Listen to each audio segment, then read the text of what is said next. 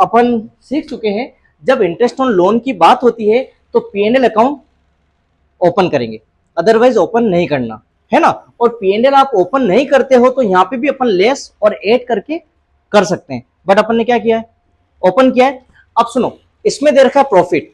Profit अपन कहां लिखते हैं, पीएनएल एप्रोप्रिएशन के क्रेडिट में, बट पीएनएल बन गया है तो यहां पे नहीं लिख के कहां पे लिखेंगे, पीएनएल अकाउंट में, है ना। और पीएनएल किसके बाद आता है, ट्रेडिंग के बाद में। तो ट्रेडिंग में क्या निकलता है,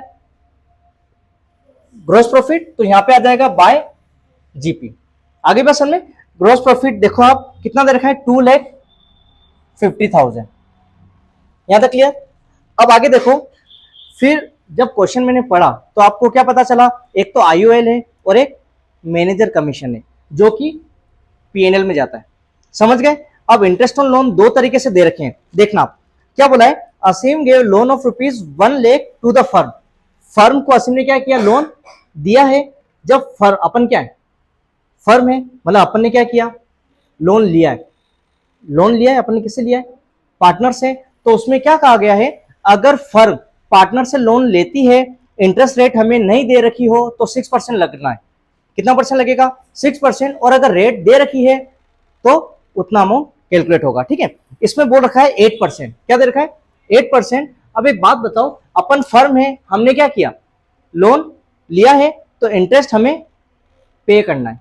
पे करना है तो हमारे लिए क्या है, एक्सपेंस। क्या है, एक्सपेंस। तो यहां पर लिख देते हैं 2IOL, ठीक है। और एट द रेट कितना परसेंट बोला है, 8%। आगे बसन में अब ये देखो कितना अमाउंट था, 1,00,000। कितना था, 1,00,000। तो यहां पे अपन कैलकुलेट कर देते हैं, 1,00,000 का 8% करो आप, कितना होता है, 8,000। आगे बसन में तो 1,00,000 का 8% हमने कर दिया 8,000। तो हमने जब डीट पढ़ी थी उसमें क्या था, अगर नहीं हो तो 6%, और दे रखा है तो वो कैलकुलेट करना है।